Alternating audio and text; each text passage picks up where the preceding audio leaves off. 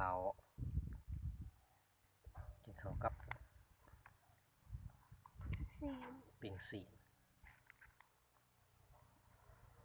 กับนี่นา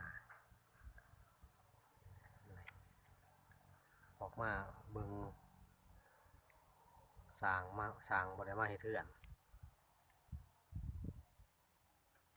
สวยแล้วกินข้าวมาเด้อกินข้าวเด้อปิ้งซีนเข้มเว้ยแซ่บบ่นี่นะ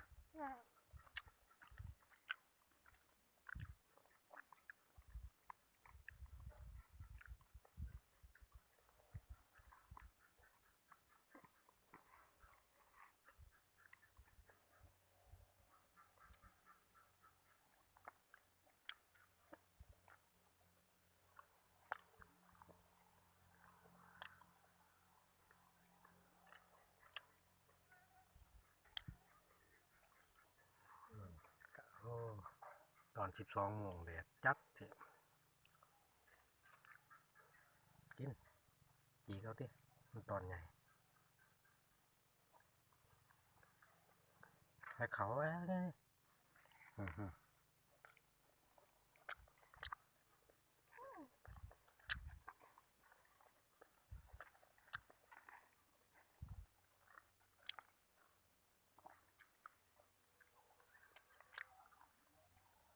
เพื่อเอาเขามาหน่อยแต่นี่นะ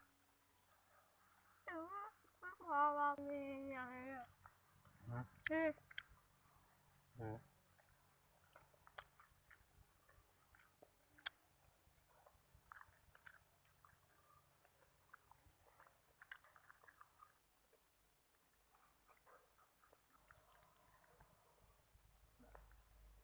กับปิ้งซีกินข้าวอยู่กินข้าวนอกบ้านขอให้เพื่อนมา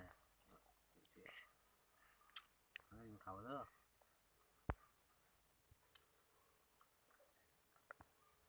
มาทายเป็นปิ้งซีนั่นสิทายเป็นปิ้งซีกินข้าวกับนี่นะ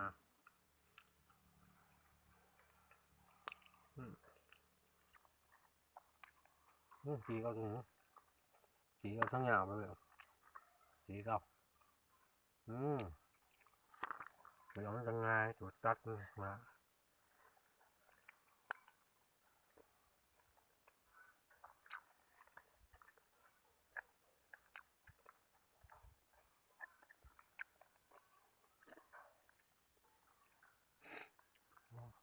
เป็นวัด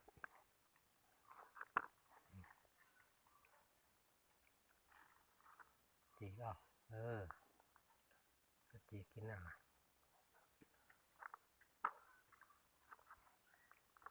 มันจะช่วยมา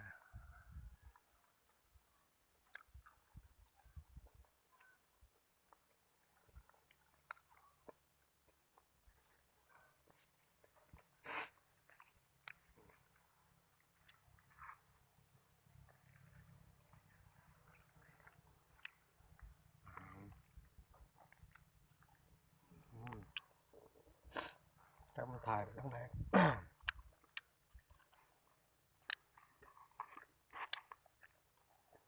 กล้องเขาหน่อย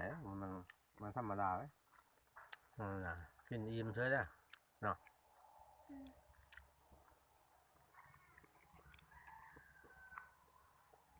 จีเบิร์ดเดี๋ยวพอเฉยเลยจีก็ดึง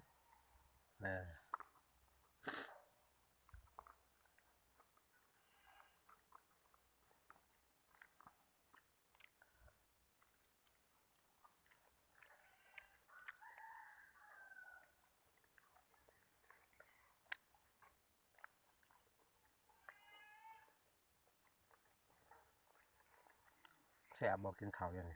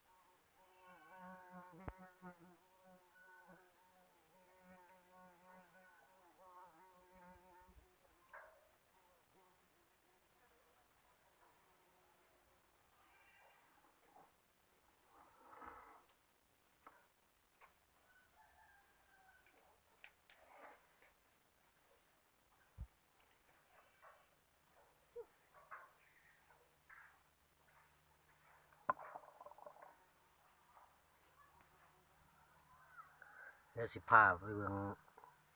อ้อมเพื่อนก่อนนี่เนาะกำลังมุ่งเพื่อนเนาะได้น้อยหนึงเนาะวันนี้สร้างเพิ่นพักเมื่อเกี่ยวเขาวเพิ่นเนาะ